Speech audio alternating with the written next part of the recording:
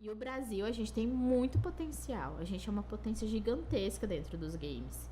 Como atletas, influenciadores, streamers, a gente tem um baita potencial.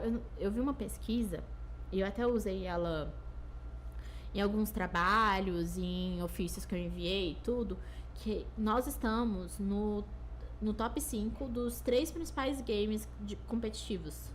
A gente tá no top 5 do CS, a gente tá no top 5 do LoL e a gente tá no top 5 do Valorant.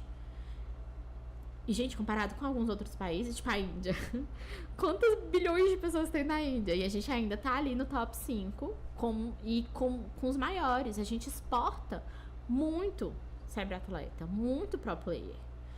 E a gente ter cada vez mais profissionais multidisciplinares olhando para isso facilita a potência que nós podemos ser. Porque aí nós vamos mandar, né, atletas mais bem estruturados. A gente vai desenvolver uma legislação que protege mais esses atletas, que é importante a gente ter essa legislação, que hoje em dia a gente não tem. A gente usa por analogia a lei geral do esporte, a gente usa por analogia a lei Pelé. Então, desenvolver realmente esse aspecto multidisciplinar é muito importante. E eu fico muito feliz de ter esse espaço e poder trazer isso também. Eu espero que um dia talvez a gente consiga intermediar de trazer outros profissionais de outras áreas. Claro, claro. Porque é importante a gente falar isso. A gente tem muito interesse. Eu vi que na sua publicação estava escrito lá alguma psicóloga gamer clicou. Eu falei, caramba, velho, psicóloga gamer. Sim. Já interessante e tal. Voltando rapidinho, você mencionou a Lei Pelé, que ela é voltada para o esporte. Ela também entra no game? Para analogia. A gente consegue forçar. Com base, no caso, assim? A gente consegue pegar os critérios, porque ela foi derrogada, né? Parte dela não tá mais em funcionamento. Mas, em alguns casos, a gente consegue demonstrar para o judiciário que se aplica o que tá ali na lei. Mas aí é de caso a caso. O ideal seria que a gente tivesse uma lei específica, no meu ponto de vista. Seria a gente ter ali, sei lá, inclusive eu vou participar agora em julho de uma simulação da Câmara dos Deputados.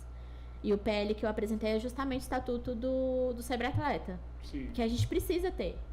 Porque tá crescendo, né? Sim. Principalmente quando o atleta vai atrás de um advogado que não é especialista, o advogado tem dificuldade de aplicar as leis que a gente tem. De demonstrar para o juiz o que é um cyberatleta. Então, é importante Mas a gente ter. lei não temos nenhuma focada. Não. Ou seja, a gente precisa trabalhar nisso daí. Por isso que talvez aquela frente parlamentar onde a gente se conheceu seja importante. Me corrigindo, nós temos algumas leis estaduais ou municipais, assim. Que nem aqui na série DF eles reconheceram os jogos eletrônicos como esporte eletrônico. A gente tem algumas leis assim. Mas quando a gente fala do Brasil como uma potência de cyberatleta, a gente precisa de uma lei nacional. Porque como é que a gente manda esse cara lá pra fora e não tem um cuidado? Mas lá fora você já tem alguma lei focada nisso daí, não? Que eu conheço, não. Então, como é algo novo, ainda é algo de se... É novo em qualquer lugar no mundo, querendo ou não. Então... A gente tá naquela mesma fase. Lembra quando o YouTube ele começou a monetizar as pessoas?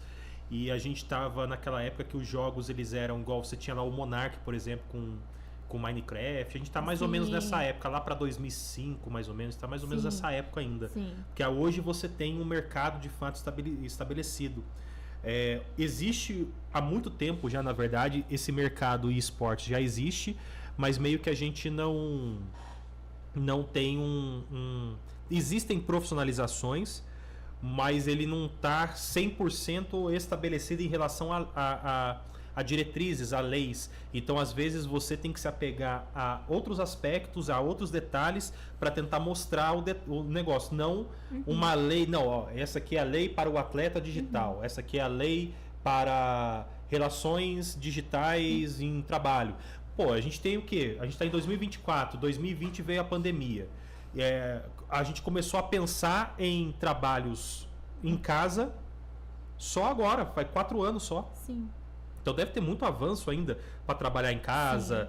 Eu imagino, por exemplo... Sim, fazendo do home office tem uma trabalhista focada nela. Exatamente. Mas a gente já...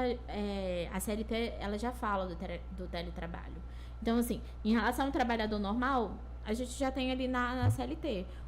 A minha questão é justamente o cyberatleta. Porque é uma série de cuidados. E uma coisa que eu gostaria muito de levantar em relação a isso é que qual que é a minha questão? Muitos dos times tiram jovens, muito jovens, né? Muito novos das suas casas, levam eles para outro estado, para uma gaming house, para um hotel, para o que for, e não cuidam adequadamente daquela pessoa. Vamos ser sinceros, vocês acham que se você der dinheiro para um gamer de 19 anos, ele vai comprar salada no iFood? Não, claro que não. Ele vai comprar hambúrguer todos os dias. E aí, como é que não cuida da alimentação dessa pessoa? Até se você quer ter um bom rendimento, você vai pensar em alguém ali, um nutricionista, um cozinheiro, para fazer a comida certinha, para ele estar saudável para os games. Foi legal você mencionar isso daí, que eu vou até fazer uma pergunta interessante. Porque você falou que o time vai lá, pega... Vamos colocar agora, hipoteticamente, que seja um menino abaixo de 19 anos. 15, 16 anos. Porque, por exemplo, para você levar um menor hoje para viajar com você, você tem que pegar a autorização do pai, você tem que ir no TJDF e fazer lá a autorização que autoriza você. Nesse caso também tem que acontecer isso? É o mesmo jeito? Tem. Nesses casos, a gente já aplica mais uma vez a Lei Geral do Esporte, né? Antes dos 14 anos, ele pode ser aprendiz, se eu não me engano. Depois dos 14 anos, aí ele já pode ser contratado, mas como... Eu esqueci o nome certinho. Mas é o sub-18, né, que a gente tem no futebol. Tem que ter essa autorização judicial dos pais e tem que ter contrato. A grande questão é... E aí entra a questão da educação digital dos responsáveis, né? Às vezes, o cara do time chega lá no interior do Brasil, um pai que não sabe nem mexer no WhatsApp, que manda áudio de 4 horas no WhatsApp, porque não sabe os contratos, principalmente quando a gente fala de menor de idade, porque aí já entra a questão da escolaridade. Como que a criança vai estudar? E a questão do tempo de treino também, que é menor do que de uma pessoa maior de 18 anos. Tem uma série de coisas que a gente não tem uma lei específica, a gente aplica a outra, a gente mostra ali pro juiz que se aplica em algum nível, mas que a falta de lei ainda é uma dificuldade, porque tem juiz que não identifica. Tem algum caso meio bizarro de alguma... Não precisa nem citar nome de organização nem nada, mas existe algum caso meio esquisito que você chegou a ver ou acompanhar nesse sentido? Por exemplo, a organização... ela realmente foi negligente com o atleta. O caso Brut é um exemplo perfeito disso.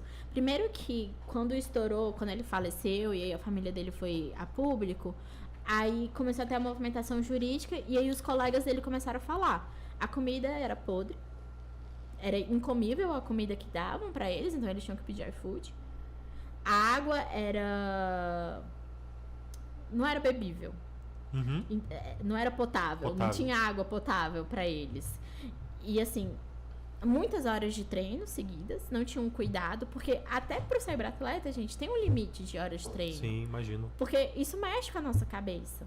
Então, é um caso perfeito disso. Porque não tinha cuidado com a alimentação, com água, que é o básico, não tinha. Com a questão mental dos atletas, não tinha cuidado médico. E assim... O time não pode nem me processar, porque tá tudo isso na mídia, gente. Tá tudo aí. Vocês pesquisam no Google, vocês acham. É um caso perfeito disso. E eu acho que, de fato, o caso Brut deveria acender esse alerta pro legislativo. Porque como que uma pessoa... Gente, 19 anos. Ele tava começando a vida dele agora. Ele faleceu aos 19 anos por negligência. Caramba, cara, que loucura. Imaginar uma situação dessa. Eu imagino até que isso não ocorra só nos jogos eletrônicos, mas isso talvez deve ocorrer também em outras categorias que na verdade são presenciais, porque a gente teve o caso do Flamengo lá, né, com os meninos lá no CT. Poxa, se isso aconteceu, por exemplo, num time como o Flamengo, imagino que não pode acontecer num time de menor expressão numa cidadezinha do interior, que depois usa os atletas e revende para grandes times e tudo mais em regiões. Então é um negócio que realmente a gente tem que ver, e o problema é a fiscalização, porque às vezes não há fiscalização nesse sentido, porque como talvez não haja uma lei específica para cuidar desse pessoal, acaba que o Estado ele não fiscaliza essas não é nem organizações. Do Estado. As pessoas falam assim, não tem uma lei falando disso, então eu vou fazer o que eu quero. Porque as pessoas acham que as outras leis não se aplicam. Então, não é só uma questão da pessoa, do Mas Estado... pra lei a pessoa já pensa assim. Se já tem a lei, já pensa Imagina assim. sei, né? Imagina sei. Pois é. Então, até para abrir espaço para o Estado fiscalizar isso, como também para as pessoas olharem e falarem assim, talvez eu tenha que rever isso aqui, senão lá na frente eu vou ter um baita de um problema. E eu sempre falo isso, né? As pessoas acham que às vezes viver na ilegalidade é melhor, mas, gente, é um barato agora que lá na frente vai sair muito caro para vocês. Isso de relação trabalhista mesmo, o pessoal tem esse costume de contratar todo mundo como PJ, tá tudo bem agora. Mas na hora que encerrar o contrato, essa pessoa vai atrás do FGTS, do INSS dela. Aí você vai somando isso às multas que tem na CLT. Ixi, eu já peguei, no núcleo de prática jurídica da faculdade, eu peguei um caso que o cara trabalhou 9 meses, ganhava um salário mínimo. Desses 9 meses, somando todos os valores, assim, de INSS, FGTS, das multas, dos valores que ele não pagava, deu quase 20 mil reais a ação. 9 meses, gente. Às vezes o atleta fica 1 ano, 2 anos.